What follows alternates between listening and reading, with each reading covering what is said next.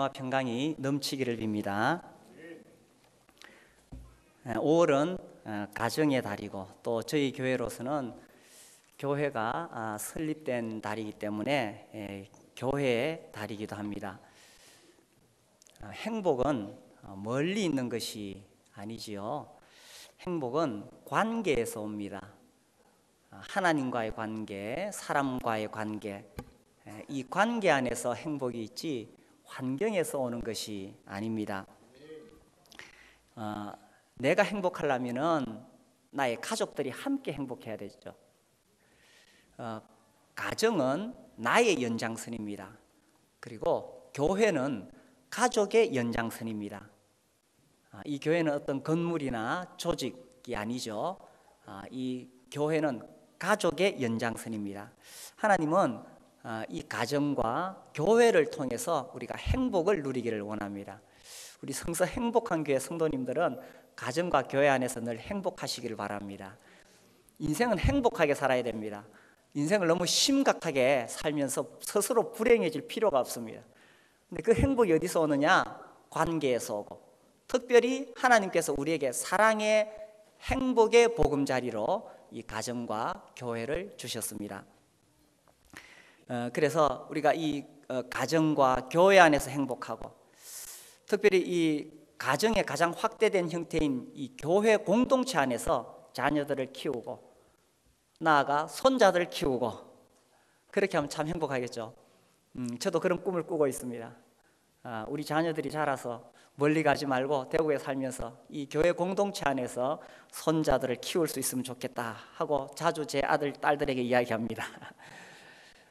어제는 보니까 우리 교회 마당에 우리 교회 아이들이 막 이렇게 놀고 있어요. 참 얼마나 사랑스럽고 보기 좋은지 모릅니다. 교회 마당에서 노는 아이들 얼마나 복된 것입니까? 제가 종종 이 목사님들 설교를 듣다가 자기는 어려서 교회 마당에서 놀면서 자랐대요. 근데 그런 분들 중에 아주 훌륭한 목사님들이 많이 계십니다. 교회 마당에서 노는 것 자체가 벌써 큰 복입니다. 교회 마당에서 노는 아이들은 자라서도 절대로 주님을 떠나지 않을 것입니다. 제가 마음에 늘 감사하게 생각하고 귀하게 여기는 말씀이 있습니다. 여호와의 궤가 가드 사람 오벳 에돔의 집에 석 달을 있었는데 여호와께서 오벳 에돔과 그의 온 집에 복을 주시니라. 이 여호와의 궤를 메어 가다가 오벳 에돔의 집에 두게 됩니다.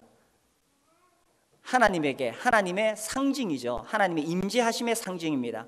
그 하나님의 궤가 이 오벳 에돔의 집에 있으니까 하나님께서 그 집에다가 복을 주셨다.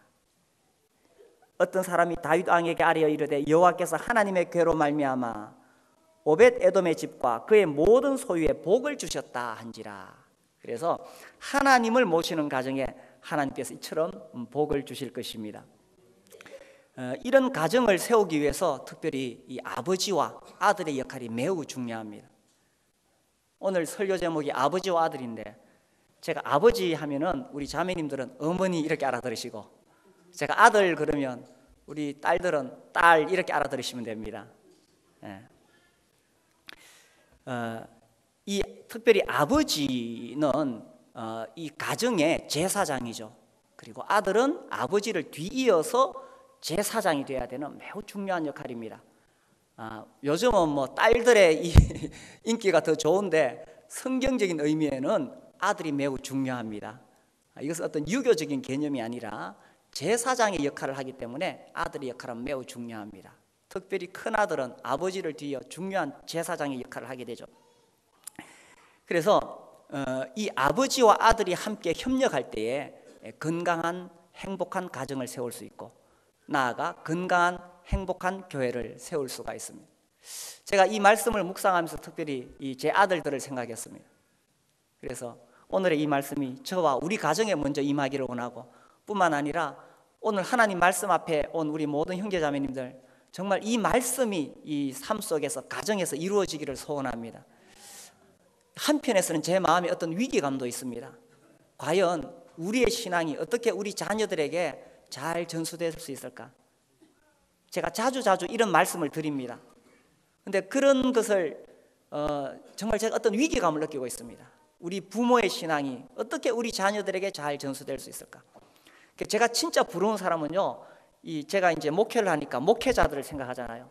뭐 큰 예배당 짓고 뭐 사람들 뭐 수천 명 수만 명 모은 그런 사람보다 정말 자식들을 주님 앞에서 잘 키운 목회자, 전 그 사람들 정말 부럽습니다. 그래서 이 신앙이 우리뿐만 아니라 우리의 자녀들에게 어떻게 전수될 것인가 하는 것이 우리의 매우 중요한 과제입니다. 먼저 아브라함과 그의 아들 이삭을 생각을 해보겠습니다. 우리가 오늘 본문 말씀을 읽었습니다. 하나님께서 아브라함에게 네 아들, 네 독자 이삭을 번제로 바치라고 하셨습니다. 하나밖에 없는 아들, 뭐 아들은 10명이라도 다 귀하죠. 근데 그 아들을 하나님께 제물로 바쳐야 됩니다. 근데 우리가 잘 알듯이 이 아브라함은 정말 믿음의 사람입니다. 하나님의 그 말씀을 들었을 때에 망설이지 않았습니다. 그 다음날 아침에 일찍이 일어나서 자기 아들 데리고 하나님께서 지시하신 산으로 갑니다. 거기 가서 아들을 번제로 바치려고 합니다. 번제란 뭐냐? 나무를 쌓아놓고 그 위에다 제물을 올리고 칼로 죽여서 완전히 불태워서 하나님께 제물을 바치는 것입니다. 한편에서는 여기서 의문이 듭니다. 아니, 하나님께서 인신제사를 원하셨는가? 하나님께서 어떻게 사람을 잡아서 하나님께 제물로 바치라고 하시는가? 우리가 의문을 가질 수 있습니다. 뒤에 읽어보면 하나님은 절대로 사람을 제물로 바치지 말라고 말씀하십니다.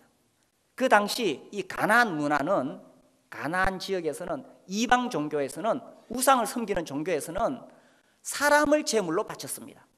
심지어 자기 자식을 제물로 바쳤습니다. 그런데 하나님은 절대로 그렇게 하지 말라고 하셨습니다.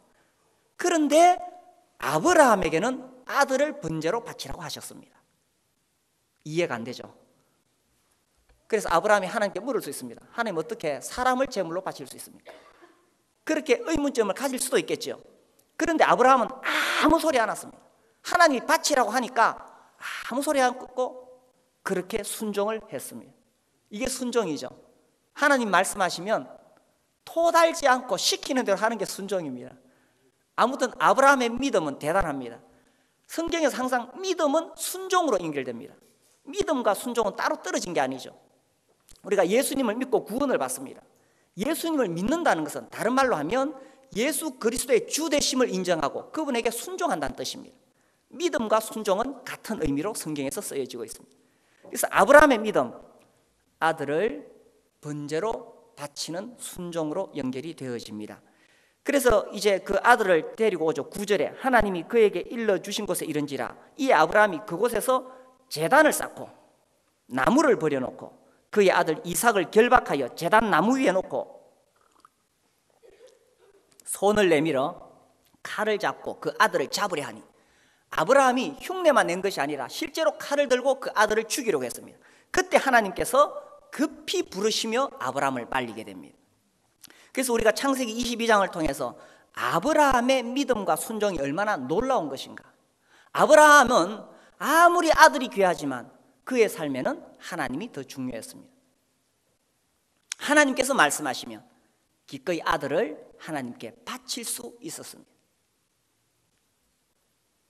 대단한 아버지죠. 대단한 아버지가 아니라 좀 이상한 아버지인가?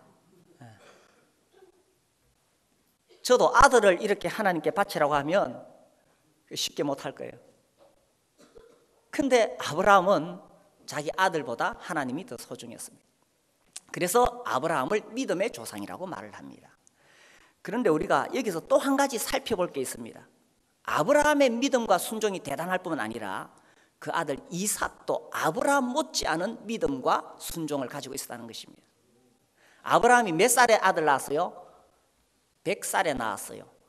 자, 이때 이삭은 이 랍비 전성에 의하면 어린 아이가 아닙니다. 장성한 청년입니다. 100살이 넘는 아버지가 장성한 청년 아들을 결박을 해서 지금 제물로 바치려고 하는데, 아들이 아버지 밀어버리면은 아버지 쓰러집니다. 얼마든지 도망갈 수 있으면 저리 도망가면, 아브라함이 아들아 하면서 찾으러 가면 이삭은 벌써 도망가고 없습니다. 그런데 이 장성한 청년 이삭이 아버지가 자기를 결박하는데 순순히 결박당했다는 것입니다. 거기다가 칼을 들고 죽이려고 하는데 아무리 결박당해도요 100살이 넘는 노인인데 아버지가 칼 들고 찌르려고 하면 얼마든지 도망갈 수 있습니다. 그런데 그 아들은 그대로 순수하게 칼을 받으려고 했다는 것입니다. 이 이삭이 어떻게 그렇게 할 수 있었을까?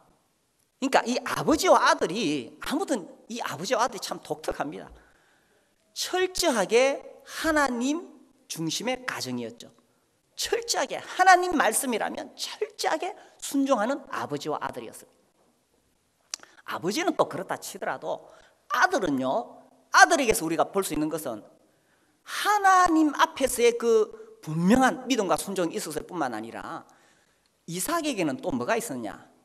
아버지에 대한 믿음과 순종이 있었다는 것입니다. 자, 아버지는 하나님으로부터 직접 계시를 받았어요. 네 아들을 번제로 바치라. 그런데 아들 이삭은 직접 계시를 안 받았어요. 그러나 그 아버지에 대한 믿음과 순종이 있었기 때문에 순순히 칼을 받을 수가 있었다는 것입니다. 그 다음에 또 생각해 볼 것은 그 아들이 그렇게 하나님과 아버지 앞에 순순히 칼을 받을 수 있을 만큼 그런 믿음과 순종을 가지도록 해준 그 아버지 또한 대단하지 않습니까? 평소에 그 아버지 아브라함의 영성과 성품과 인격이 그러했기 때문에 또 아들이 그렇게 아버지 시키는 대로 자기 죽으려고 하더라도 그대로 받지 않았겠어요? 그래서 여기서요, 이 아버지와 아들이 정말 하나님 앞에 온전히 헌신했을 뿐만 아니라 서로 간의 관계에 있어서도 아버지와 아들은 정말 서로가 신뢰하고 서로 의지하고 하나의 목숨으로 연결되어 있었다는 사실입니다. 우리의 가정이 이렇게 되면 얼마나 좋겠어요? 아버지하고 아들하고 어머니하고 아들, 어머니와 딸, 또 아버지와 딸이 이런 관계로 맺어져 있으면 어떻게 좋겠어요, 그죠? 그래서 이런 가정이 되기를 소원합니다. 우리 자녀들 특별히 정말 이 아버지와 어머니, 부모님에게 정말 이러한 믿음을 가질 수 있으면 좋겠습니다. 또 우리 자녀들이 그러한 믿음을 가질 수 있도록 우리 부모들도 하나님 앞에 그렇게 살아야 되겠죠. 효신학이라고 들어보셨습니까? 이 대한민국에 효신학이라고 있습니다. 저기 인천에 계신 어떤 목사님이 그걸 막 주장하고 현용수 교수님이 이제 거기서 또 일을 하시는데, 현용수 교수님은 이분은 이제 그 이스라엘에서 계속 이렇게 공부하시고 유대인의 교육을, 가정교육을 연구하셨습니다. 이분 책도 많고 TV도 뭐 많이 나오십니다.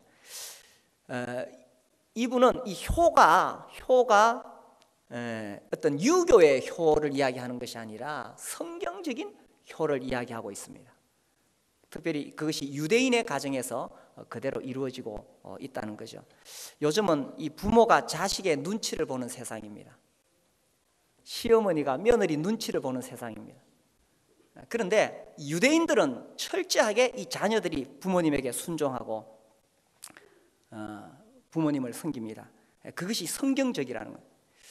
그래서 제가 몇 분 이렇게 소개도 해드렸죠. 그래서 이 고속도로 휴게소 그 복잡하고 붐비는 데서 아버지하고 아들하고, 아버지가 까만 모자 까만 옷 입고 딱 유대인을 표시내는 거거든요. 아버지하고 아들하고 둘이서 막 기도문 들고 막 이렇게 몸을 흔들면서 기도하는 거예요.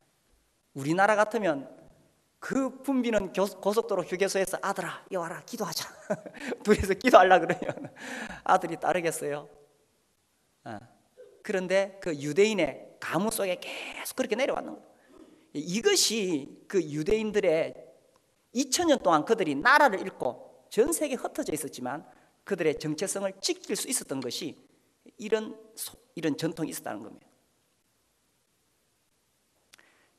유대인 아들은 아버지를 특별한 존재로 존경합니다. 뭐 세상적으로 뭐 내세울 거 없고, 또 어떤 면에서는 세상적으로 좀 이렇게 좀 부족하고 좀 사람들이 별로 인정을 안 해줘도 아들만큼은 아버지를 절대적인 존재로 존중하고 존경하고 따랐다고 합니다. 그래서 아버지 자리에는 아들이 앉지를 않아요. 식탁에 항상 아버지 자리가 있고 아버지가 출타하더라도 그 자리에 앉지 않아요. 아버지하고 아들하고 목욕 당한답니다. 우리나라는 아버지하고 아들하고 목욕탕 가는 게 굉장히 자랑스러운 일인데 유대인들은 그렇게 하지 않는답니다. 아버지가 혹은 어머니가 말씀하시면 절대로 토를 다지 않고 화를 내지 않고 반항하지 않는다고 합니다. 딱 한 가지 아버지 말에 의견을 낼 수 있는 때가 있는데 언제냐?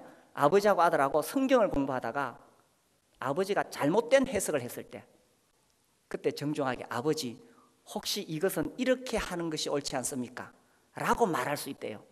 그 외에는 아버지가 말씀하시는데 아들이 절대로 화를 내거나 반항하지 않는다고 합니다. 그리고 항상 아버지나 어머니에게 무엇을 요구할 때도 그냥 이거 해주세요가 아니고 아버지 딱 불어간답니다. 혹은 어머니 저에게 이것을 좀 해주시겠습니까? 참 이 구시대적인 그런 어떤 문화 같죠. 그런데 그것이 오늘의 유대인이 있게 했다는 것입니다. 그래서 참 오늘날 이 아버지의 권위가 땅에 떨어져 있는 이런 시대에 뭐 유대인의 그러한 풍습을 우리가 그대로 다 받을 수는 없겠지만 그러나 우리가 성경적인 가정을 세우기 위해서는 이 아버지의 권위는 매우 중요하다는 것입니다. 그래서 그런 아버지 또 어머니의 권위가 세워지고 또 아들, 딸이 그렇게 아버지, 어머니에게 한다면 그 아들, 딸도 다 장성해서 또 자기도 결혼해서 자식들 키울 거 아니에요? 그럼 손자, 손녀도 또 그렇게 하고 이게 믿음의 가문 아니겠습니까? 그래서 하나님을 경외하고 정말 아버지와 아들 이런 가문, 그런 가정이 우리 교회 안에 계속적으로 세워졌으면 좋겠습니다. 이제 두 번째로 우리 엘리와 그 아들들을 보겠습니다. 사무엘상 2장. 엘리는 제사장입니다. 이스라엘 민족을 치리했었죠. 그런데 이 사무엘상 2장 12절에 이렇게 말씀이 나옵니다. 엘리의 아들들은 행실이 나빠 여호와를 알지 못하더라. 가장 중요한 것은요, 여호와를 알지 못했다는 것입니다. 하나님을 알지 못하면 부모도 우습게 여기고요, 그리고 결국 범죄하게 되고 타락하게 됩니다. 여호와를 알지 못하더라. 참 이 가슴 아픈 일입니다. 어떻게 제사장인데 다른 백성들에게는 하나님 말씀 가르치고 했는데 자기 자식들은 잘 가르치지 못했을까요? 제가요 이 말씀 보면서 이게 남의 이야기만은 아니라고 생각이 되죠. 우리도요, 우리가 아무리 신앙생활 잘해도 우리가 다른 사람들에게는 열심히 전도하고 섬기고 봉사할 수 있어도 우리 자녀들을 하나님 앞에 키우지 못하면 그 참 얼마나 안타까운 일입니까? 엘리의 아들들은 행실이 나빠 여호와를 알지 못하더라. 정말 이런 일이 있어서는 안 되겠죠. 어떤 면에서요, 우리가 인간적으로 좀 인생이 실패한다 하더라도 우리 자녀들이 여호와를 경외할 수 있으면 그것이 성공하는 인생입니다. 진짜로 아멘이십니까? 저는 정말 처절하게 그걸 생각하고 있습니다. 설사 내가 내 인생에서 실패하더라도 우리 자녀들이 하나님을 경외하고 하나님 섬기는 인생을 살 수 있으면 그것이 내 인생의 성공이라고 생각합니다. 여기서 이 자녀들이 얼마나 악하게 행했느냐 하면은 그 엘리의 아들들이 하나님께 드리는 재물을 중간에서 빼앗아서 그것을 자기가 구워 먹었어요. 그래서 2장 17절에 보면 이 소년들의 죄가 여호와 앞에 심히 크면 그들이 여호와의 제사를 멸시함이었더라. 하나님께 드리는 그 재물을 빼앗아 가지고 구워 먹었다. 이것은 하나님을 멸시했고 하나님께 드리는 예배를 멸시했다는 것입니다. 하나님께 예배를 드린다는 것은 하나님이야말로 가장 최고의 존재자, 절대자로서 우리가 그분에게 경배하고 그분을 경외하고 살아가는 것인데 그것이 예배인데 이 예배를 멸시하고 하나님을 멸시했다는 것입니다. 그래서 이제 더 나아가서 22절에 보시면요, 2장 22절 엘리가 매우 늙었더니 그의 아들들이 온 이스라엘에게 행한 모든 일과, 그러니까 재물을 빼앗아 먹은 것과 회막문에서 수종드는 여인들과 동침하였음을 듣고, 심지어 이 우리식으로 표현하자면 예배당에서 섬기고 봉사하는 그런 여인들과 이 나쁜 관계를 맺었다는 것입니다. 그래서 이 아버지가 아들들 모아놓고 이제 나무랍니다. 23절 24절 나무라죠. 그들에게 이르되 너희가 어찌하여 이런 일을 하느냐. 내가 너희의 악행을 이 모든 백성에게서 듣노라. 내 아들들아 그리하지 말라. 내게 들리는 소문이 좋지 아니하니라. 너희가 여호와의 백성으로 범죄하게 하는도다 하면서 훈계를 했습니다.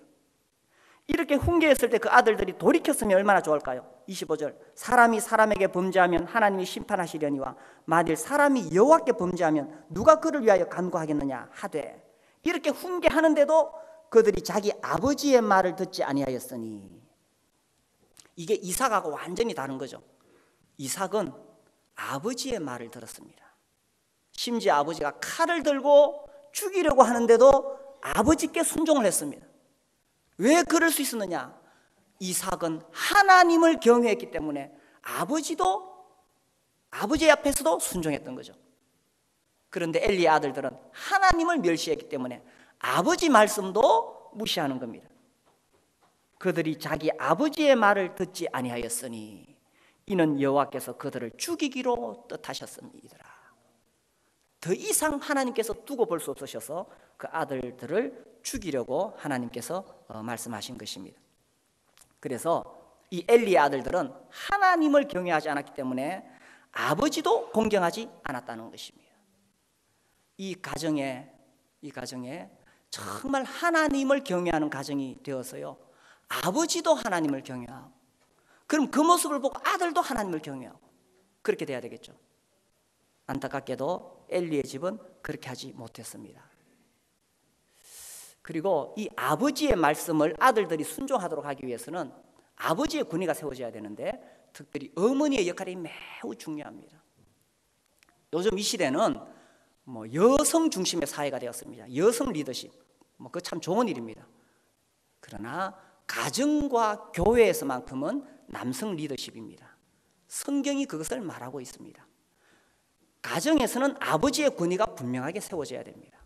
교회에서는 형제님들의 권위, 특별히 장로님들의 권위가 분명히 세워져야 됩니다. 왜냐하면 교회는 가정의 연장선이니까. 하나님 그렇게 말씀하셨습니다. 그래서 특별히 우리 어머니들이 정말 자기 남편의 권위를 세워줘야 됩니다. 어머니가 먼저 남편의 권위를 세울 때 아들들도 그 아버지의 권위를 존중하게 된다는 거죠. 안타깝게도 엘리 아들들은 그렇게 하지 못했습니다. 아버지의 말을 듣지 않았습니다. 성경에 보면 이런 아버지가 또 있습니다. 롯이도 롯. 천사들이 와서 이제 그 소돔성을 심판한다고 했습니다.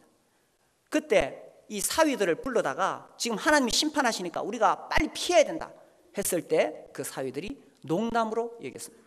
그럴 수밖에 없었던 것이 롯이 그 소돔성에서 성문에 앉았습니다. 성문에 앉았다는 것은 그 소돔성에서 사회적인 지위가 있었다는 것입니다. 이게 무슨 말이냐? 그 악한 타락한 소돔성에서 롯은 경제적으로 사회적으로 가질 것을 많이 가지고 있었다는 거죠. 그것은 소돔성 사람들처럼 그렇게 적당히 타협하고 사니까 우리가요, 우리 아버지 어머니들이 정말 세상과 분명하게 분리된 삶을 살지 못하면요, 우리 자녀들도 우리를 따르지 않는다는 것입니다. 먼저는 아버지 어머니가 정말 세상과 분리된 삶을 살고 하나님을 경외하고 그렇게 살 때에 이 자녀들도 아버지 어머니를 따라서 하나님을 경외하고 아버지 어머니에게 순종하겠죠. 그렇지 않으면 정말 희망이 없습니다. 그래서 제 마음에 정말 안타까운 마음이 있고, 이거요, 우리 자식들 맨날 공부 잘해도요 하나님 떠나면 아무 소용없습니다. 아무리 사회적으로 성공하고 출세해도요 아무 소용이 없습니다. 반대로 세상적으로 좀 뒤처지더라도 하나님 경외하는 자녀로 키우면 그것이 성공하는 것입니다. 왜냐하면 그게 진짜 자식이 행복한 길이니까. 하나님 떠나서 성공해 보십시오. 그게 성공입니까? 성공, 행복은 환경에 있지 않습니다. 재물에 있지 않습니다.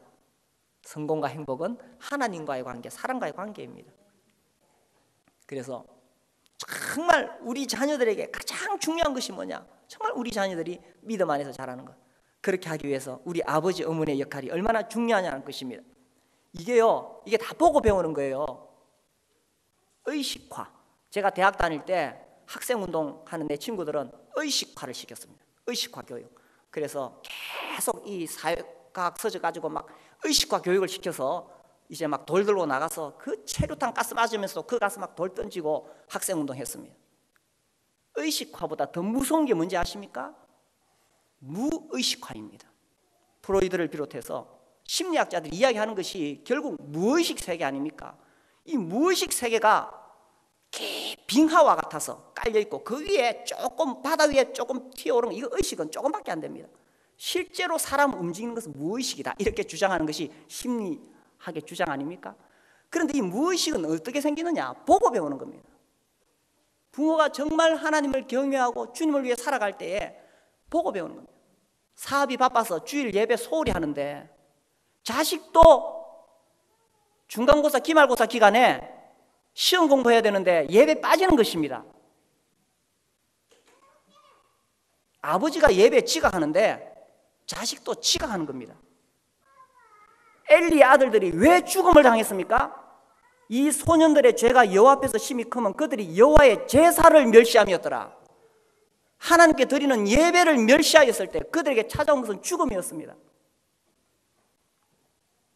그리고 그 뒤로 읽어보면 결국 엘리 가문은 회복되지 못합니다.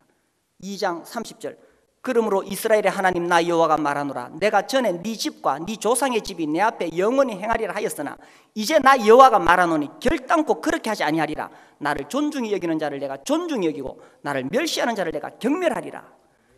그러면서 이스라엘에게 모든 복을 내리는 중에 너는 내 처소에 환난을 볼 것이요 네 집에 영원토록 노인이 없을 것이며 내 제단에서 내가 끊어버리지 아니할. 그렇게 쭉 나오면서 네 집에서 출산되는 모든 자가 젊어서 죽으리라. 무서운 심판을 하나님께서 내리셨습니다. 그리고 그 뒤에 읽어보면 실제로 엘리 가문은 이 제사장 계열에서 완전히 몰락하게 됩니다.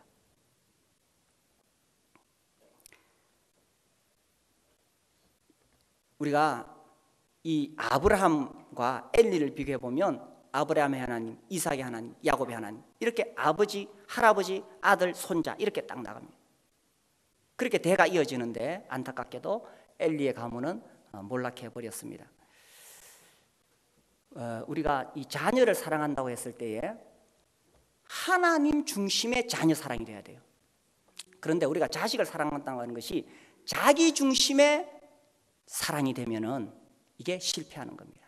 그래서 이 부모가 자기가 못했던 어떤 그런 꿈을 자식을 통해서 이루려고 할 때에 실패가 오는 겁니다. 그게 아니라 진짜 내 자식이 성공하고 행복하기를 원한다면 하나님을 경외하도록 키워야 되겠죠.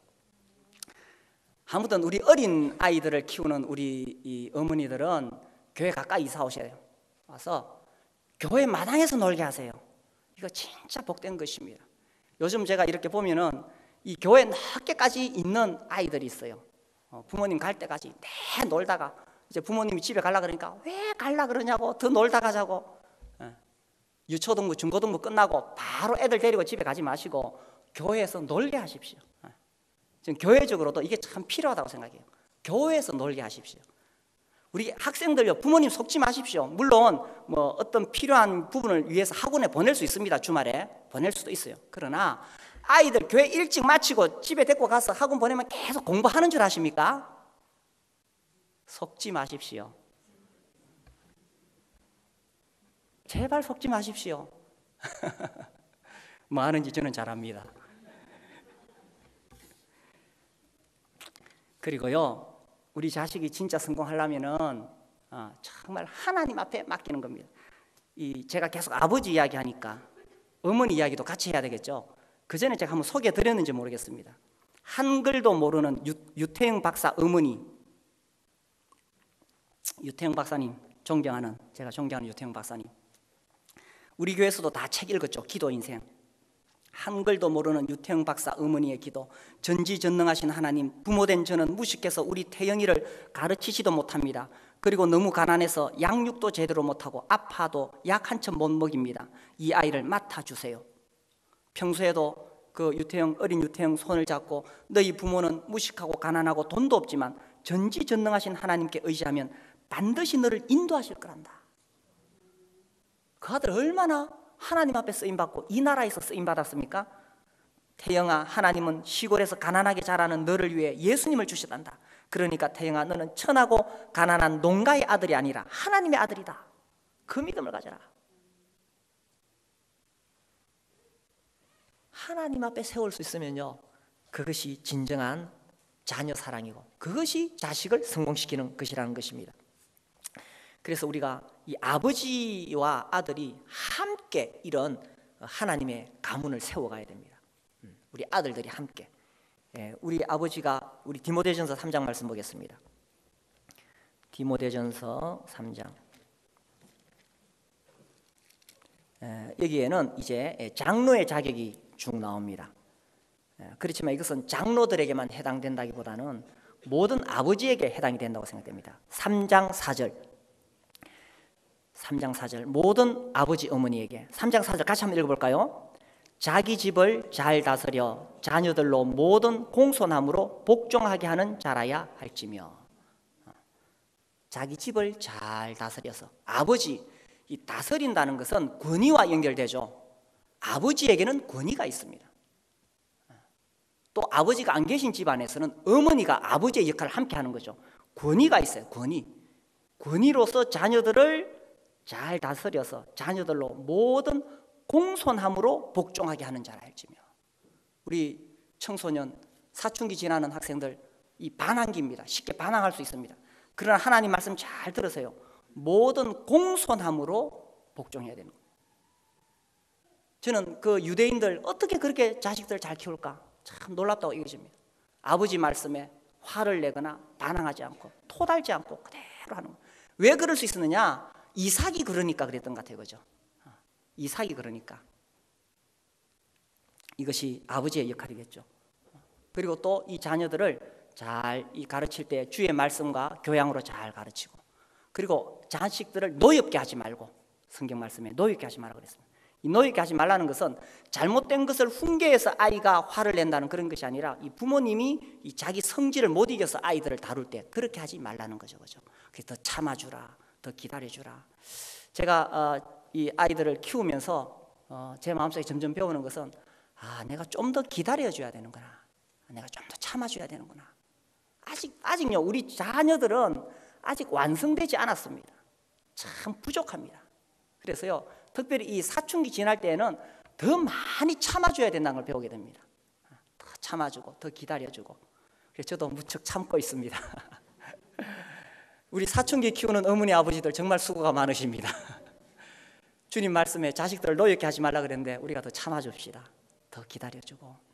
우리 자녀들도 좀 알아주세요. 아버지들이 많이 참고 있습니다. 성질 같아서는 몽둥이 들고 싶지만 많이 참습니다. 많이 참고 있습니다. 그래서 서로가 서로를 배려해 줄 필요가 있습니다. 그리고 우리 자녀들 우리 그 앞에 에베소서 6장 말씀 볼까요? 에베소서 6장 2절 3절 우리 잘 아는 말씀이죠. 제가 읽겠습니다. 네 아버지와 어머니를 공경하라. 이것은 약속이 있는 첫 계명이니 이로써 네가 잘되고 땅에서 장수하리라. 우리 자녀들이 부모님을 잘 섬기고 공경하면은 땅에서도 잘되고 땅에서도 장수한다. 성경에 공부 잘하면 잘되고 장수한다는 말씀보다는 아버지와 어머니를 공경하면 잘되고 장수한다고 되어 있습니다. 우리 자녀들 다 잘되고 장수하기를 바랍니다. 이것이 우리 부모의 마음입니다. 우리 잠언 말씀 그래 한 구절 찾아보겠습니다. 잠언 10장 1절. 잠언 10장 1절. 솔로몬의 잠언이라. 자, 그 다음에 우리 함께 읽겠습니다. 지혜로운 아들은 아비를 기쁘게 하거니와 미련한 아들은 어미의 근심이니라. 그래서 아버지를 좀 기쁘게 하는 우리 아들들이 되기를 바랍니다. 그리고 미련한 아들, 미련하다는 것이 뭐 공부 못하는 뜻이 절대 아니죠, 그죠? 그런 하나님 말씀에서 또 부모님 말씀에서 벗어나 있는 아들은 어미의 근심이니라. 어머니를 울게 하지 마십시오, 우리 자녀들. 어머니들이 웁니다. 우리 자식들이 잘못하고 사고치고 이러면요, 어머니들이 웁니다. 우리 자녀들 그렇게 하지 마세요. 사춘기 시절에 여러분 마음속에 마음에 안 드는 거 있고 가슴 아픈 거 있더라도 어머니에게 근심을 주지 마십시오. 잘 듣고 있죠? 우리 자녀들 아버지 어머니 울게 하지 마세요. 이 아버지로서 내가 이야기하는 건데, 세상에 사실 다른 어떤 것도 뭐 그렇게 내 인생을 실패하게 하고 낙심하게 할 게 없어요. 하나님을 믿으면은 어떤 문제를 당해도 믿음으로 다 이겨냅니다. 그런데 자녀에게 어떤 문제가 생기면은 이 믿음이 막 흔들립니다. 자녀가 예를 들어서 뭐 잘못한다든지 어떤 뭐 문제가 있다든지 어려움을 끼치면요, 하늘이 무너지는 것 같습니다.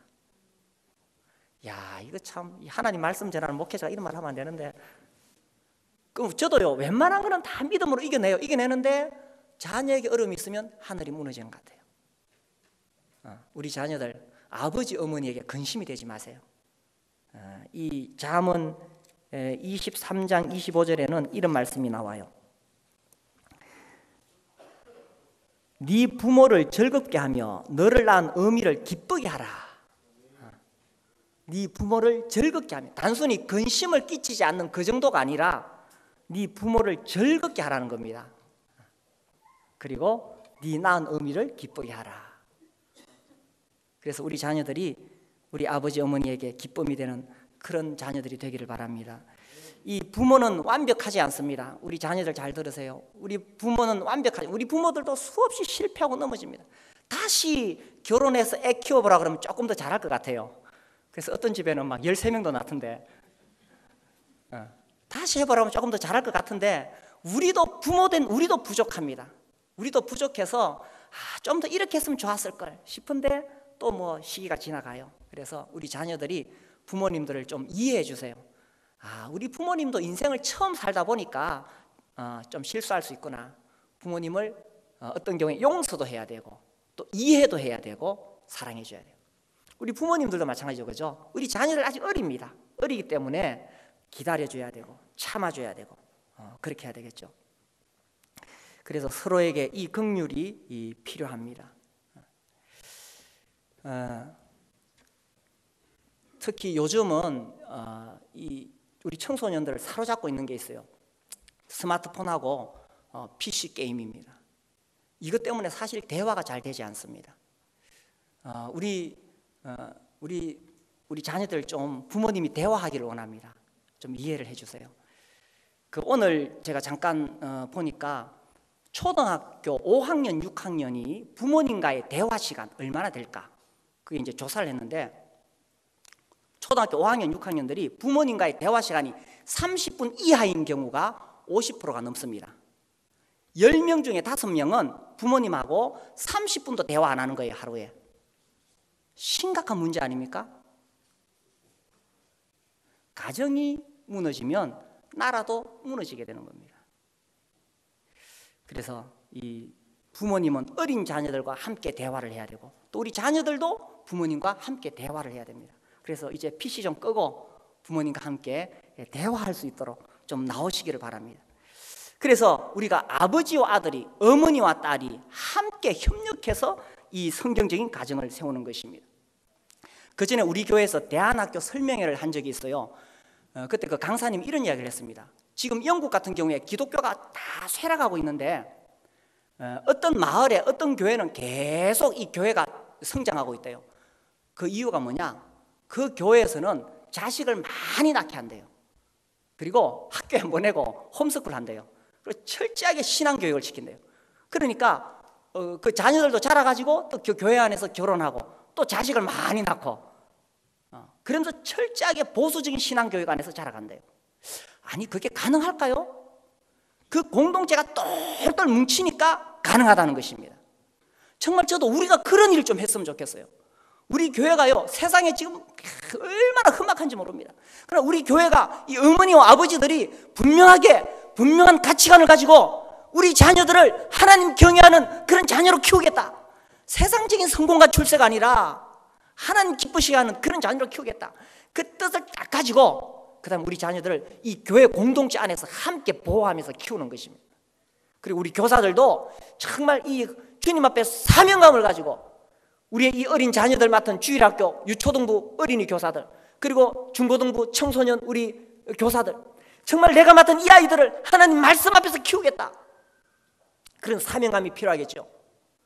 그렇게 해서 세상은 어떻게 변하든지 간에 우리 교회 공동체가 똘똘 뭉쳐서 우리 자녀들을 믿음 안에서 키울 수 있다면 이게 교회의 부흥 아니겠어요?